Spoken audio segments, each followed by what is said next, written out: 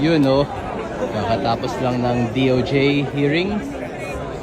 Ayan mo, Sandro Marcos. Dami natin. Good afternoon. Good afternoon, Kiko. Kumusta na yung cash ni Tito Romualdez mo?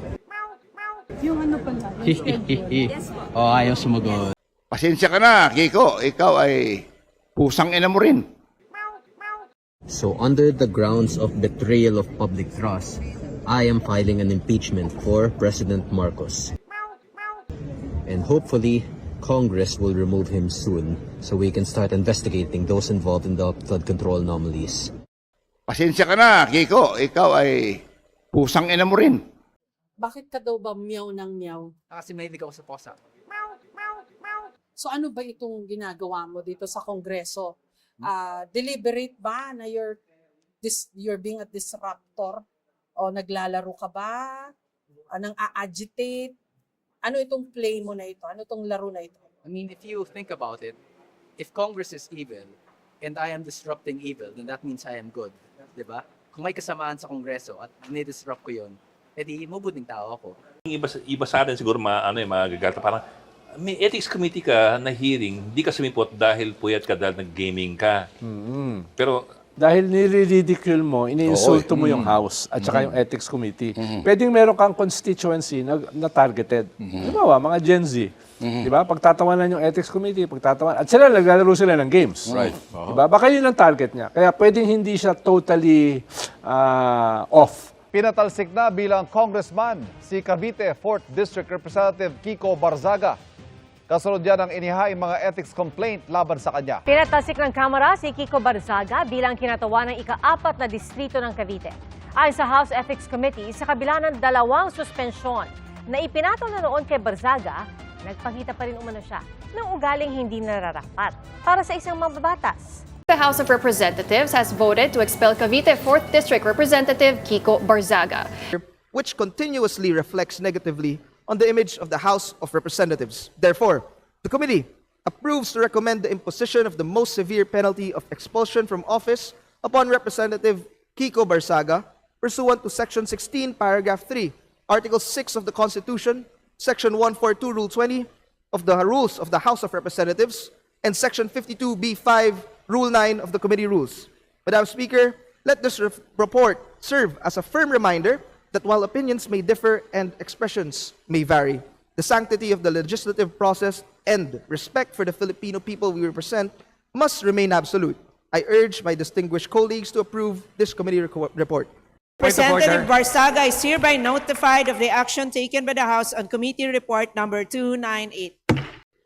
With 265 members voting in the affirmative, 14 in the negative, and 8 abstentions, the findings and recommendations contained in Committee Report number 298 are hereby adopted. Madam Chair, pasensya ka na, Kiko. Ikaw ay pusang ina mo rin.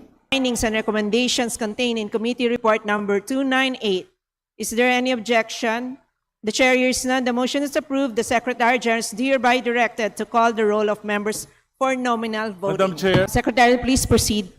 Abalos, Abante, Asidre, Angara, Angeles, Aquino, Magsaysay, Benitez Alfredo, Benitez Javier Miguel, Bernos Ching, Bernos JB, Biron, Bocobo, Bolilia, Bondok, Briones, Bulutbeg Celeste, Sendanya, Seniza, Chan Jan Franz Norbert Joselito Almario, Chan Junard, Deyang Hirang, Daza, De Jesus, De Lima, De Venecia, Defensor, De Gamo, Tino, D. Faustino Michael Carlos, D. Ian Paul, Elago, Emano, Enverga, Gatchalian, Gato, Glepa,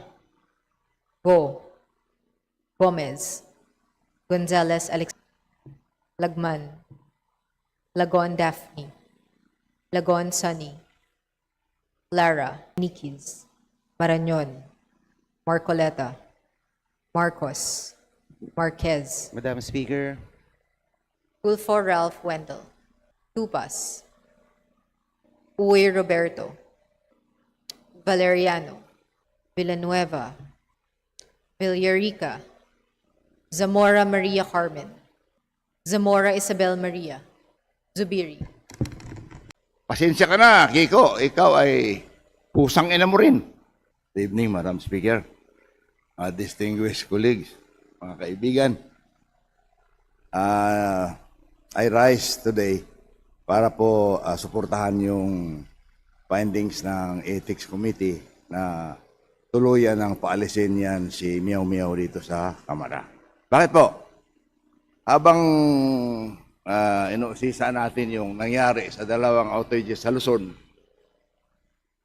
pinatawag natin yung NGPC, Department of Energy, and para kung anong pwede natin gawin upang mapagbuti ang serbisyo ng NGPC,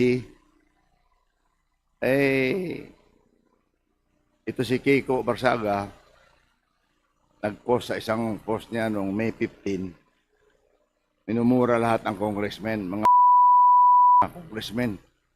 Pero hindi po congressman, Madam Speaker. Pusang ina. Hindi pa nakontento sa flood control, ninanakaw pa yung ating kuryente, kaya mahal ang kuryente. Itong administrasyong ito, ang ulo ng pananakaw ng kuryente. Nandito po yan sa cellphone ko, hindi ko lang may flash dyan.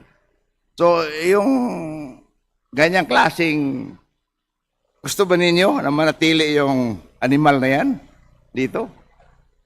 Animal in the sense na pusa daw siya. Hindi yung animal na animal siya. Hindi. Hindi ba pusa ka? O, ayun. Kita mo.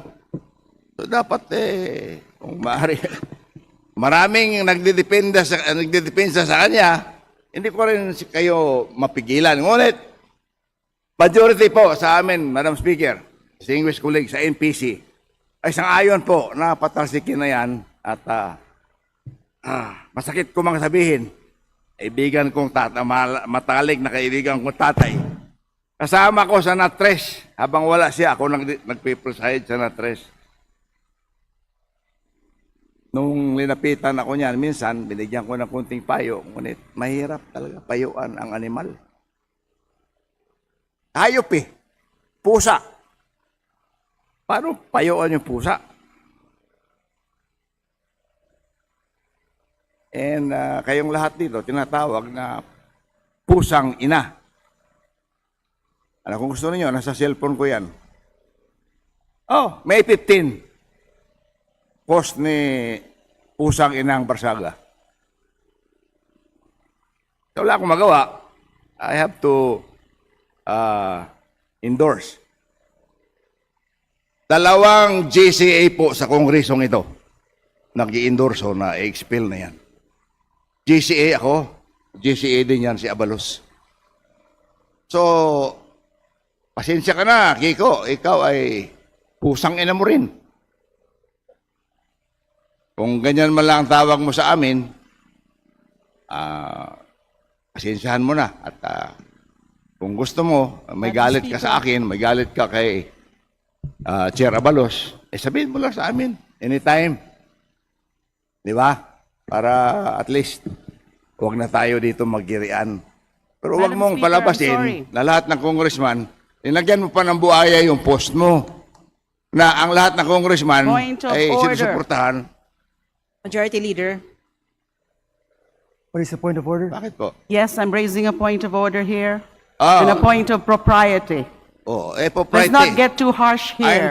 I'm just quoting Let's his not words. get too harsh here. Madam The Speaker, use of the Majority words Leader. animal, the use of the words Majority Leader. pusang ina. Session suspended.